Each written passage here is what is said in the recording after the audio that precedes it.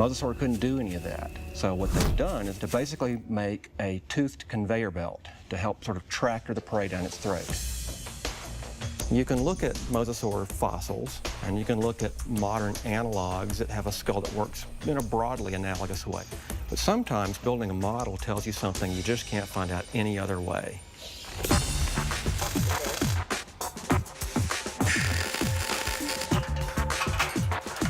Dr. Lamb works with Real Effects in North Hollywood, California, to build a life-size mosasaur skull, complete with a set of death-dealing jaws.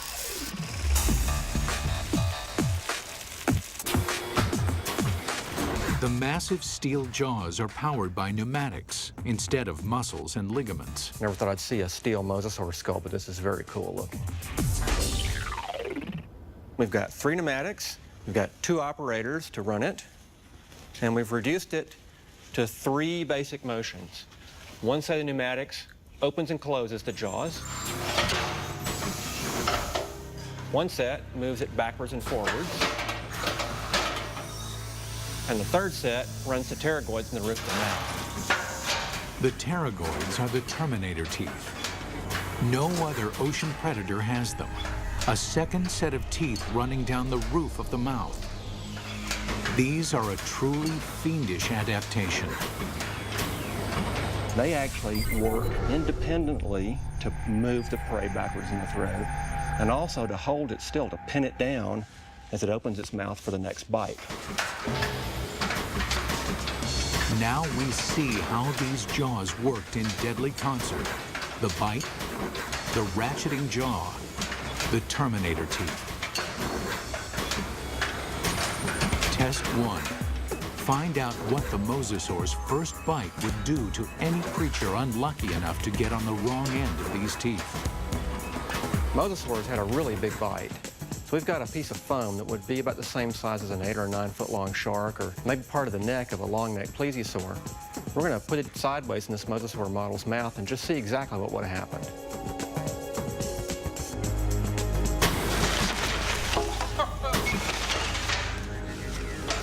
Well, that's going to leave a mark, isn't it? That's a broken neck. I'm pretty convinced that this thing would have probably killed something with the first bite. First time it bit down and ratcheted back like that, the thing's neck is broken. Test 2. Measure the capacity of its bite. Very simply, when our metal mosasaur chomps, how much ersatz meat goes into its mouth? We've got this piece of foam with 4-inch squares painted on it. We're going to feed it to this mosasaur and see how much with each bite this thing would have dragged its prey down its throat.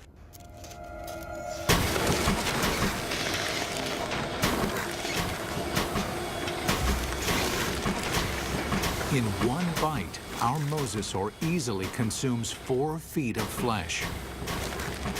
That means this mosasaur could eat a 20-foot animal in 5 bites. Or an adult human in a single gulp. It's not just the size of the bite. Inside the mouth, the teeth are virtual meat hooks. Dr. Lamb demonstrates with a hunk of ballistics gel, which is similar in consistency to human flesh. If you put a piece of meat in the mouth, it can't move out because the tips of the teeth grab it like a fish hook. So we're just going to see if we can put this up here on these teeth. You can't come out this way because you're caught on these teeth. The only way you can really go is further into the mouth, which is really not the direction you want to be going. And let's just see what happens here.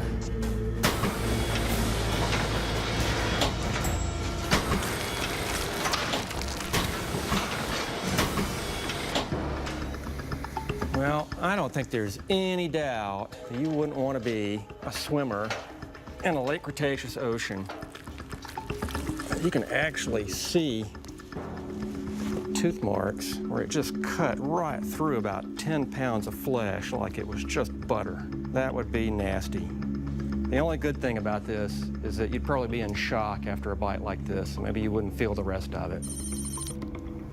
Final test. How the jaws perform eating simulated live prey. The first fish is immediately trapped on the barb-like teeth. And the rest? Well, straight down the old mosasaur hatch.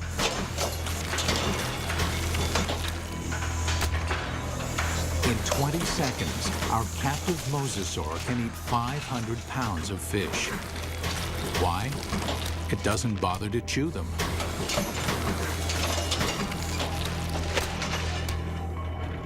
There's a rapidly vanishing cloud of red and a few scales, and that's all that's left of it. For dessert, they test an item that mosasaur never had the opportunity to eat.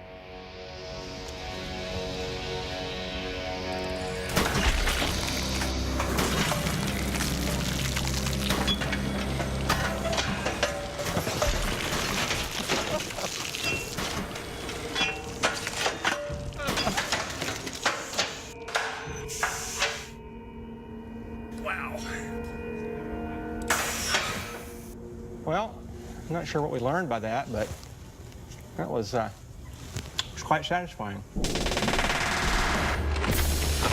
It's abundantly clear why mosasaur is the ultimate success story of evolution, growing from a 3-foot lizard into an alpha predator.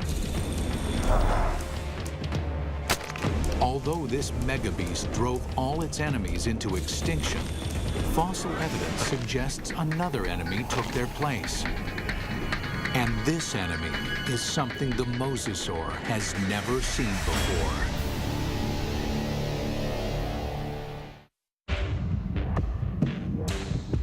From its humble beginnings as a 3-foot lizard, the mosasaur evolved into the most dominant megabeast the world has ever seen.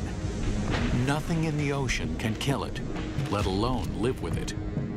But the threat may have come from another direction. What we're looking at here is what I would like to call a paleo crime scene. It's a very old cold case file. Scientists studying mosasaur fossils find evidence of attacks on these giant reptiles. There's a healed bite mark here, this raised ridge. There's a second puncture wound here with this lip of reactive healed bone around it. There are 2 marks up here on the top of the skull, and it probably killed the animal fairly quickly. What animal is vicious enough to attack the deadliest creature in the sea? And we can measure the distance between those bites, and we can marry it up with the jaw of another larger mosasaur, and the teeth fit perfectly into those holes. It makes perfect sense. The only thing mosasaur had to fear may have been mosasaur itself. Experts think that mosasaurs engaged in snout wrestling or face biting to establish dominance. We see really analogous behavior in modern saltwater crocs. Almost always the males, and they're defending a breeding or feeding territory.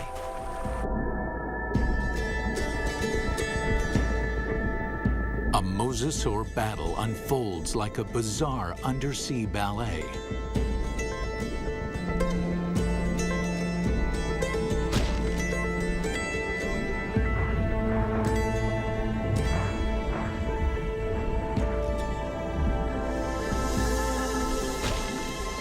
When one establishes dominance, the other gives up and swims away. This type of competition is common animal behavior. But scientists uncover something shocking in this particular set of fossils. Evidence that suggests not simple predation, but something close to murder.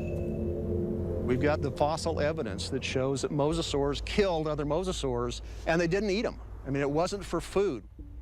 By looking at the damage on the skull, Everhart believes that this wrestling match turned deadly.